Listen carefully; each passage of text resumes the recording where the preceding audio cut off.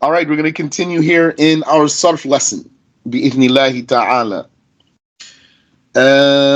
Before we read, I want to just review some things with you here. The last thing we talked about was Lamul Amr, the Lamb of Command. And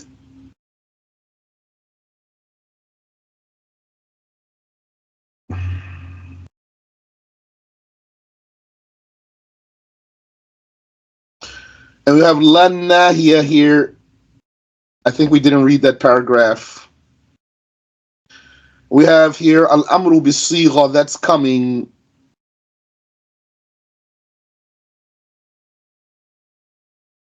So I want to review with you this talk right here before we actually read, insha'Allah ta'ala. Repeat some of what we talked about last week and to prepare what's next, insha'Allah ta'ala. So,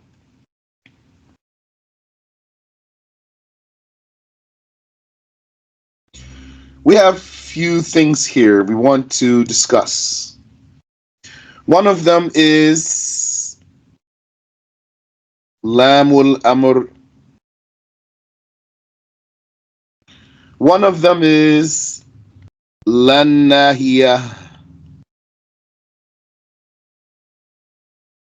And one of them is Al Amru Bisigha. But I would like to just rearrange that. Let's start here. Lan naahiyah. Put this here. And Lamul Amr and Al Amru Bisigha. Okay. What do these words mean here? Lamul Lan naahiyah. First, so La, that's the name of the particle we want to discuss. And this particle has a description, which is a naahiyah, the forbidding la. The forbidding la. As opposed to the denying la. Okay. Lamul Amr. This is the imperative lamb or commanding lamb. I'll say it that way, it's easy. This is the commanding lamb. Letter lamb there. And then you have Al-Amru Bis-Sigha. Remember the word Sigha, you need this word. You're studying Arabic, so that's a very important vocabulary word. As-Sigha, and it's important fiqh word too. Because you need a Sigha for the marriage contract statement. And according to the strong saying in the Shafi'i school, you need a Sigha for your sale. A statement. You say, I sell this to you, I buy this from you. Verbally.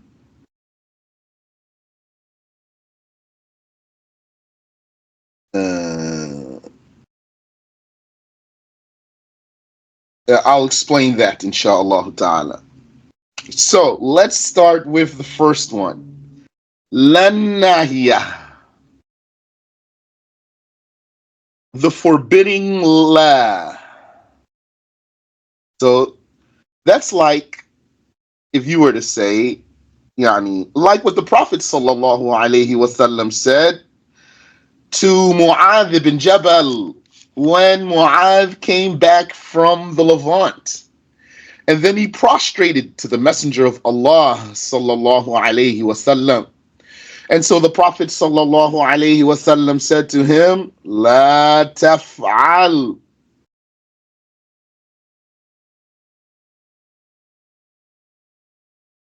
Do not do that. That's forbidding. La taf'al. This la naahiyah is a jazima. It does jazm to the verb. And that's why we have sukoon on the lam here. La taf'al. As opposed to a different la. We've covered this before. As opposed to la and naafiyah. We talked about la and ma and naafiyatan. La naafiyah means the denying la.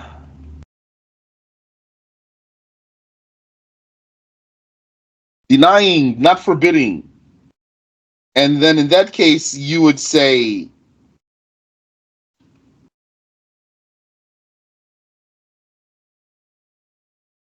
la taf'alu, maintaining the state of rafa in the verb. Rafa here is default position. That means that this la did not do anything to the verb in terms of the grammar. It did something in terms of the meaning only, which is that it denied. So without la, you would have said, taf'alu, you do. So then if you want to deny that, you just say, la taf'alu, you do not do. That's not forbidding. So since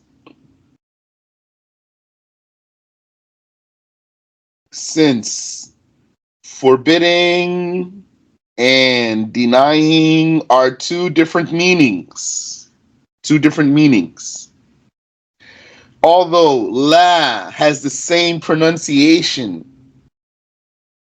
this shows us what? That the verb, the mudari' verb, is susceptible to various sentential meanings. It's not stuck to one meaning.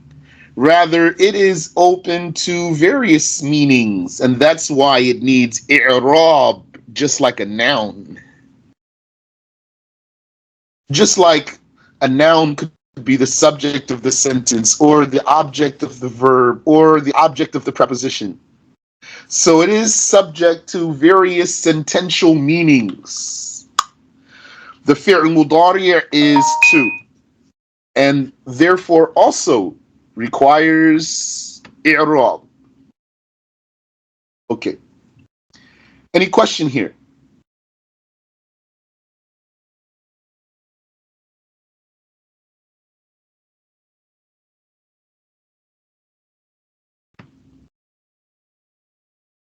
Inshallah, that's clear.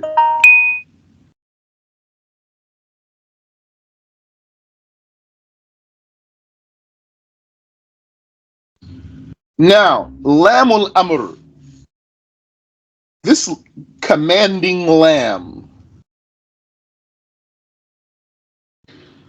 what is its case? Its case is that,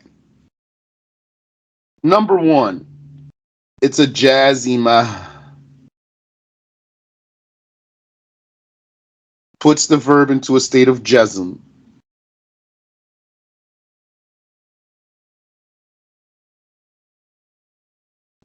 Number two, it's a lam maksura, a lam with a kasra. Unless, who remembers the unless here? This lamul amr is a lam with a kasra, unless what?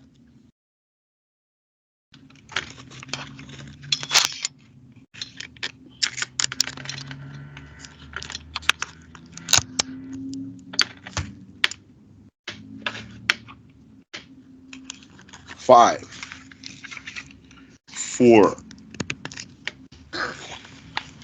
three, two, one.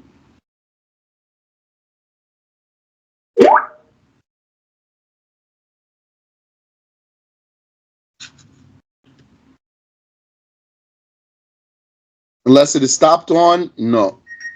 Because you can't stop on it. You can't stop on this lamb because it's going to be in the beginning. unless it's preceded by a wow or a fa or a thumma. So you say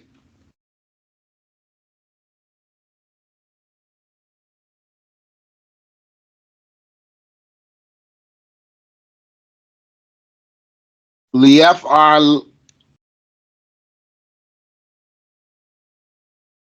So it's a jazima. The verb is in the state of jazm.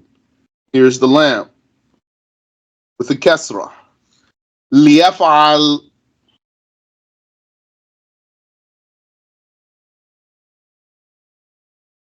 Uh, Unless there's a wow in front of it, or a fa in front of it, or thumma in front of it, then it will take a sukun. So you would say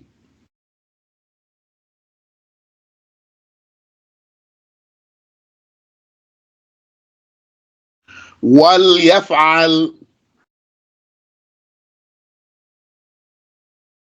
or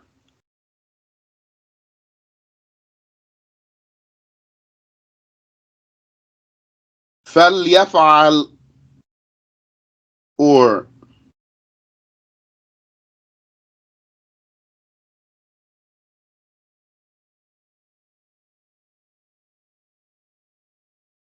thumma yaf'al.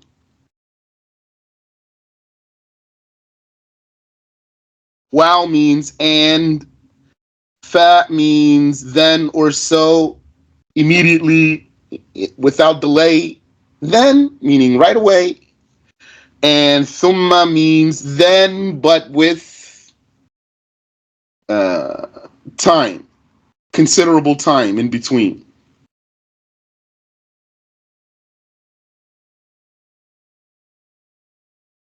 So this commanding lam is a lam maksura,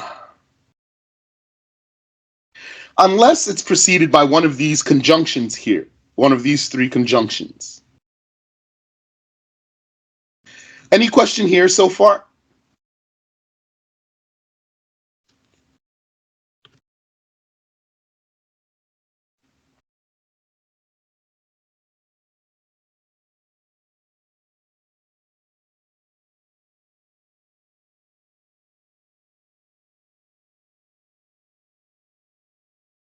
Okay.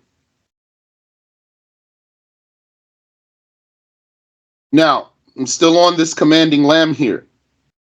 It's a lam maksura, and it's a jazima. Okay.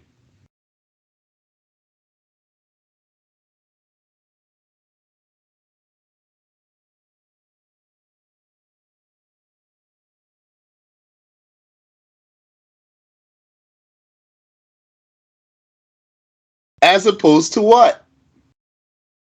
Yani, what's going to help you understand this case is to understand what's different from it too. So you can tell the difference between these two. And this is all review. We covered this. As opposed to saying something like liyaf'ala. What is this one here? Liyaf'ala. It's a completely different lam. Although it's a lam maksura.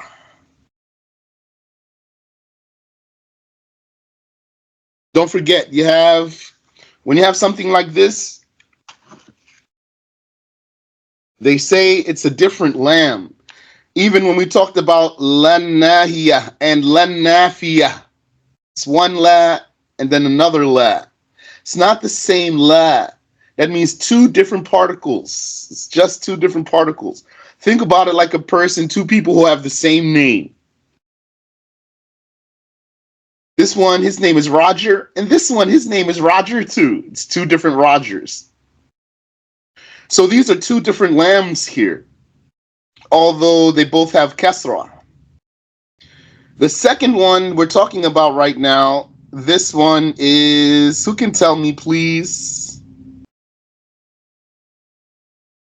What is this lam in liyaf'al? 5,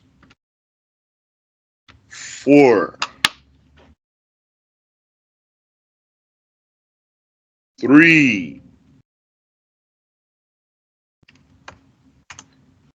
2, 1. This lamb is harf jarr, prepositional particle. You can call it laam at-ta'lil.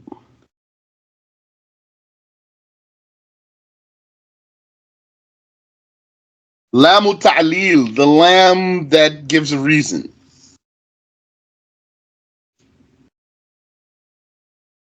The reasoning lamb. Reasoning meaning giving the reason, the cause, the purpose. Not commanding lamb.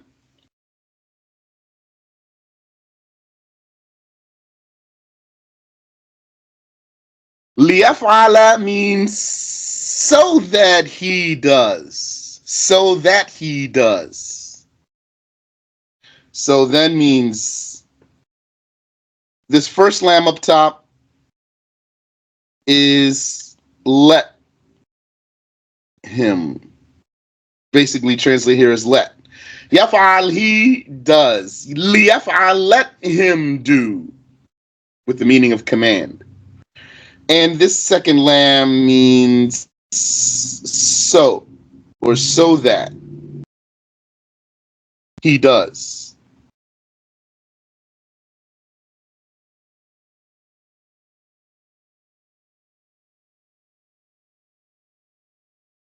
And in this case here, this harf jar we're talking about here, as you know, harf jar only comes upon an ism, not a verb. So how does harf jar come here upon a verb?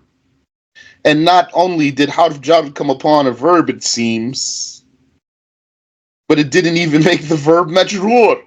If it's a harf jar, then it should be making something majroor. How would a harf jar make something mansoob?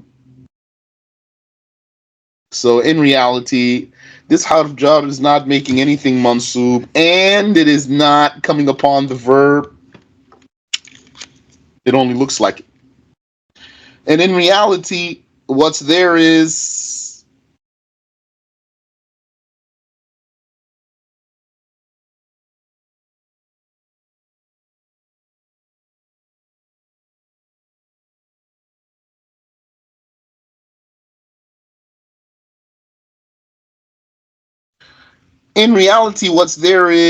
an mudmarah. So the meaning is li an yaf'al, and you can say it also. You're allowed to say that, and you can say li yaf'al, or you can say li an yaf'al. So that he does. Very literally. So that he does. Li, so. And that. Yaf'al, he does. So that he does.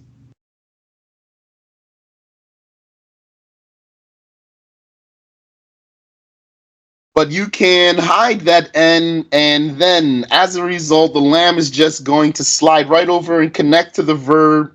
And then you'd say liyaf'al, and still means so that he does. And the verb is still mansoob by n mudmarah, jawazan, permissibly veiled n. And n is infinitive particle. It works with the verb to be equivalent to a noun. But I'm not now going to go further than that unless you have a question. So it's still like the lamb is coming upon a noun because n with the verb, the two of them together as a team, that's called, yeah, in English they would call it infinitive. That's the particle with the verb working together like a noun. And that's why the lamb is able to attach. Because n and the verb together are a team that have the significance of a noun, thus allowing the lamb to attach. لِأَنْ يَفْعَلْ, so that he does. So it means the ta'wil of that statement is li fi'lihi, for his action or for his doing. So that he does is equivalent to for his doing, for his action. We talked about that in previous lessons. What is the i'rab of that? Of li an yaf'al, the i'rab of li an yaf'al.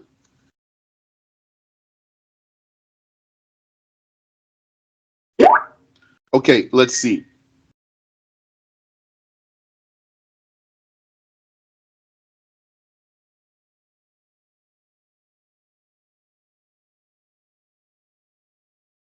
لأن يفعل لام حرف جر للتعليل, prepositional particle for giving a reason.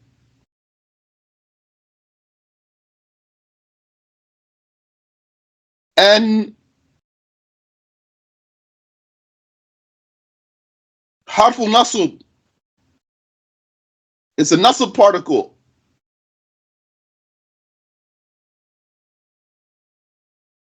Masdari, and it's an infinitive particle. Infinitive particle. Those translators we saw, they said gerundial. I don't know if that's a real adjective or if they made it up. Infinitive particle. N. It's a nasib particle, and an infinitive particle. يفعل فعل مضارع منصوب بأن. يفعل is a مضارع verb in the state of nasab by N. وعلامة نصبه فتحة ظاهرة. Its sign of nasab is an appearing فتحة. والفاعل ضمير مستتر تقديره هو. And the doer of this verb is a veiled pronoun, jawazan, permissibly veiled. تقديره هو. Its implication being he. So that he does. والمصدر والمؤول, and the interpreted source noun.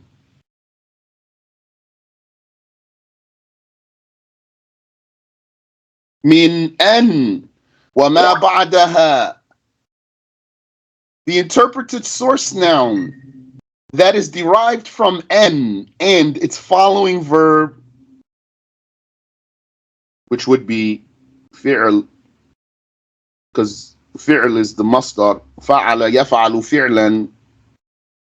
في محل جر. It's in the genitive slot. بلام. Oh, بحرف جر. By the prepositional particle. لفعل. And then because of this pronoun huwa,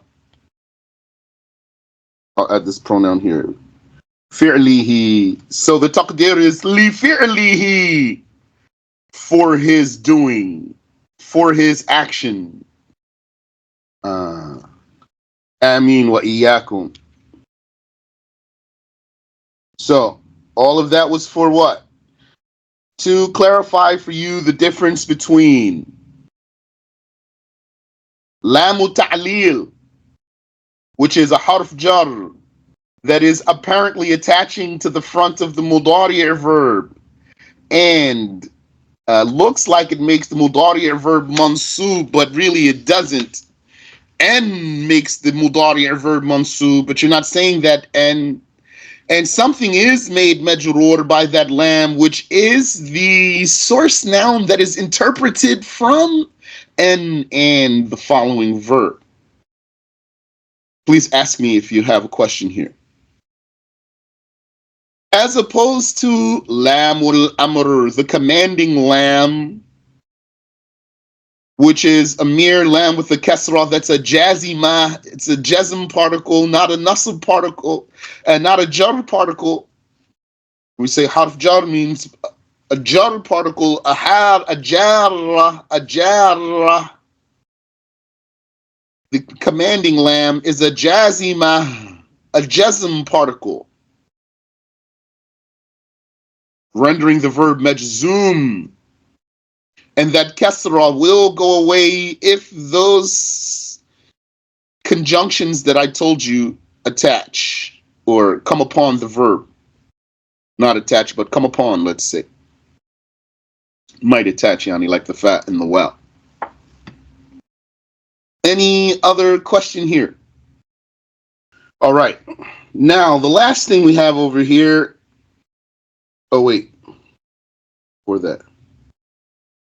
And I mentioned for you, so this lam, this commanding lam is for commanding whom? For commanding the one spoken about. And that takes us right over to al-amru bis-sigha.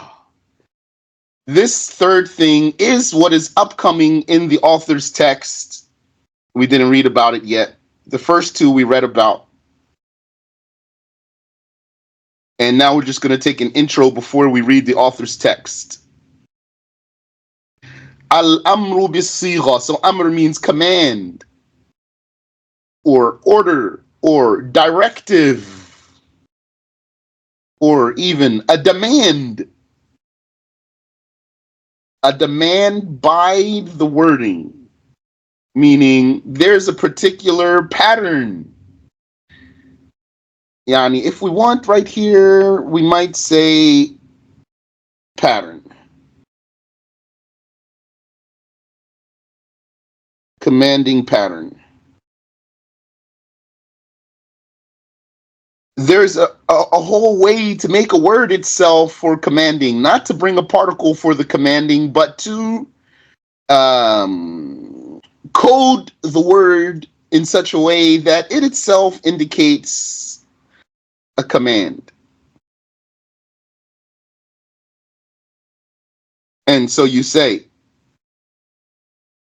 if'al, if'ala, if'alu,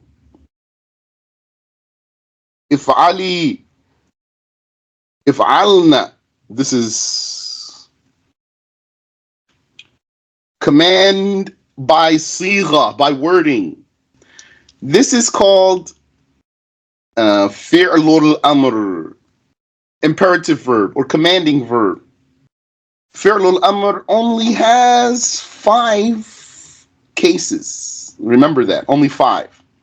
Because fi'lul amr is only for commanding the one spoken to.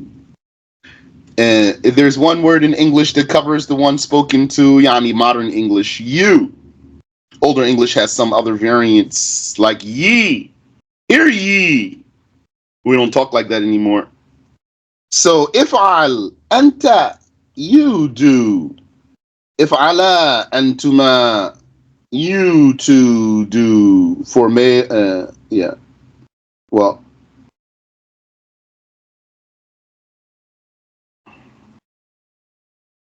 yeah, you two do. If'alu, antum, you all males do. If'ali, anti, you single female do. If'alna, you antunna, group of females do. Act, you. If'al.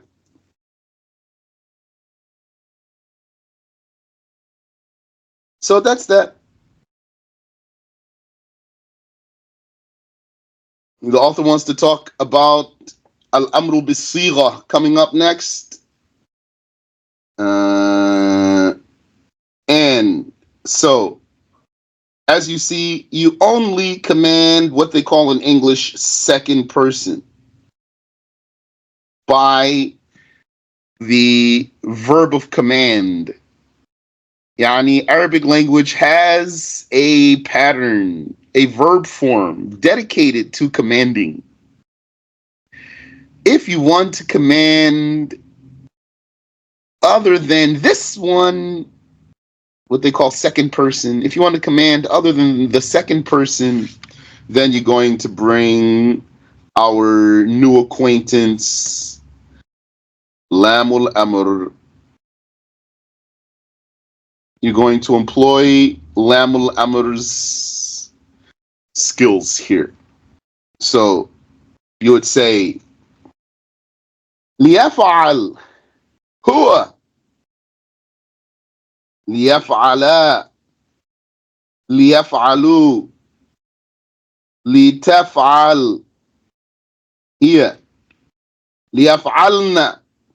So ليفعل هو ليفعلا هما ليفعلوا هم لتفعل هي ليفعلن هن. ليفعل, let him do. افعل, do you. افعلا, do you two. وليفعلا, and let those two do. افعلوا, do you three or more males. وليفعلوا, and let those three or more males do. افعلي أنتِ, do you single female. ولتفعل, and let her do. افعلن, do you group of females. وليفعلن, and let those women do. So that's how you then in Arabic command what they would call in English the second person and third person. So they say there's three: first person, second person, third person. First person is speaker, second person is spoken to, third person is spoken about. So the speaker wants to either command the one he's speaking to or someone he's speaking about. To command the one you're speaking to, you produce the actual amr bisigha, the actual pattern dedicated for commanding. And to command the one you're speaking about, then you produce lamul amr, the commanding lam, and attach it to the fi'l mudari'. Any question there? طيب. So now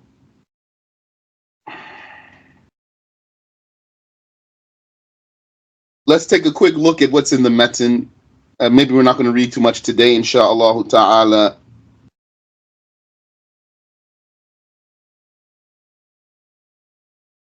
So he says, وَمِنَ الْجَوَازِمِ لَامُ الْأَمْرِ. Amongst the jazms is the commanding lam. فَتَقُولُ فِي أَمْرِ الْغَائِبِ. So you say to command the one you're talking about. لِيَنْصُرْ لِيَنْصُرَا لِيَنْصُرُوا لِتَنْصُرْ لِتَنْصُرَا لِيَنْصُرْنَ. And likewise, وَكَذَلِكَ, you say لِيَضْرِبْ لِيَعْلَمْ. Or, okay, لِيَضْرِبْ. First one, I'm going to say the kasra here. لِيَضْرِبْ. The second one, I'm going to put a sukoon because there's a wow in front of it. وَلْيَعْلَمْ وَلْيَدْخُلْ وَلْيُدَحْرِجْ وَغَيْرُهَا. So you want homework? Your homework is to go to those verbs.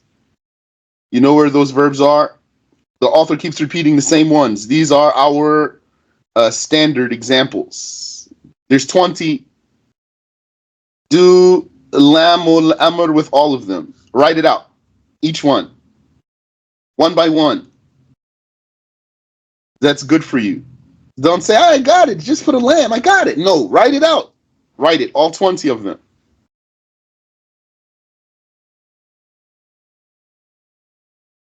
And put the translation too. We went over the meanings. You don't know the meanings, you got to review previous lessons. You have to review.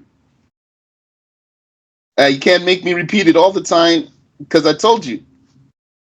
So, yeah, I told you.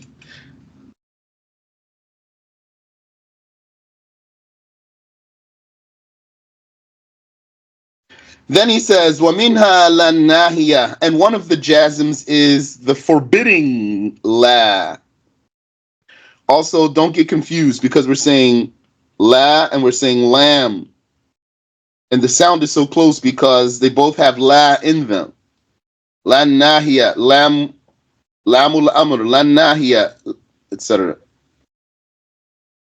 So just out of still not being strong in Arabic might confuse you.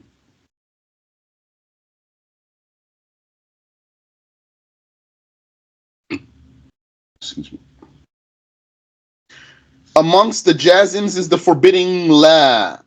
فَتَقُولُ فِي نَهْيِ الْغَائِبِ, and so you say in forbidding the one spoken about. So we didn't read this paragraph here. La yansur. Let him not. Yani, yeah, if that's for ghaib, him, let him not. La yansur, la yansura. Let those two not.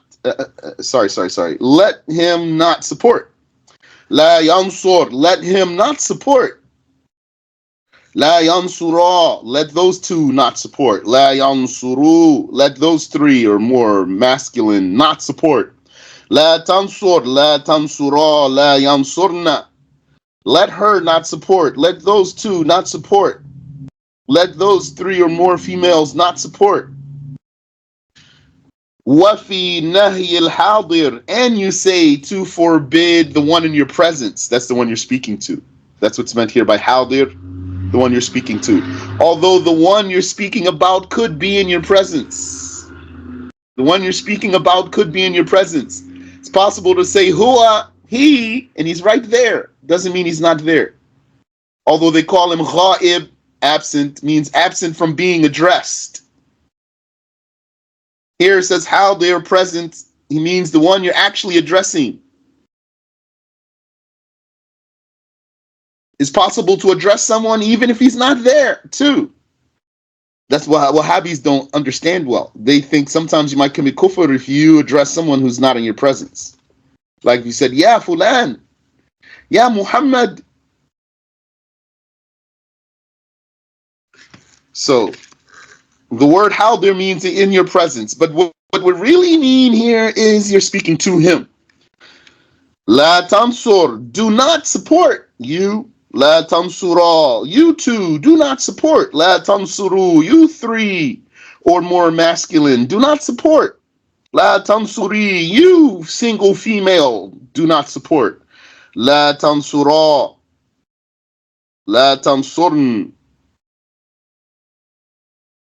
وَكَذَا قِيَاسُ سَائِرِ الْأَمْثِلَةِ, and likewise is the consistent rule for the rest of the patterns. Qiyas usually means comparison. In our Arabic lessons, we're going to call qiyas consistent rule.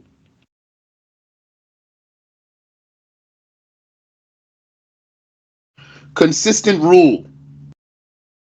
That means always. So that's the qiyas. Just the fact that you can correctly assume what it is based on a pattern. It's a consistent rule. That's the comparison itself.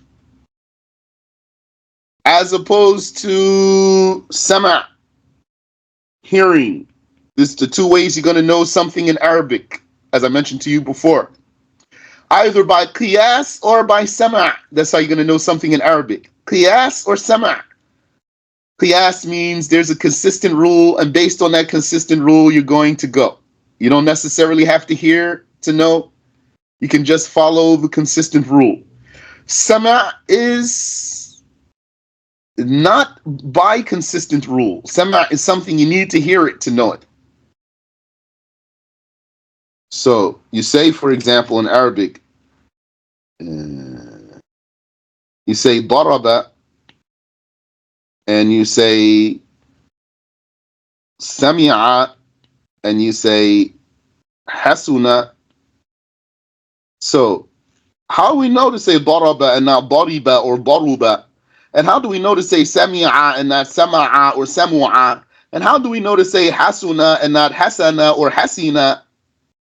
By hearing, not by consistent rule, not by qiyas. So you're going to know something in Arabic by qiyas or sama'. And now the author wants to talk about al-amru bis-sigha, the actual imperative verb. But we're going to stop here, and then next week, insha'Allah ta'ala, we'll read what the author has. Do you have any question for me? Assalamu alaikum. Wa alaikum assalam wa rahmatullah. Sheikh, so the word sigha means pattern? No, the word sigha means wording or phrasing. Okay. Barakallahu fi. Ameen wa fikum. But I was using the word pattern right there just to, in here, in this sarf context. In this context of sarf, al-amru bis-sigha means there is a wazn for commanding. A dedicated wazn, not a mere particle that you're going to bring and attach, an actual wazn that you're going to use for commanding. Subhanaka Allahumma wa bihamdik ashhadu an la ilaha illa anta astaghfiruka wa atubu ilayk.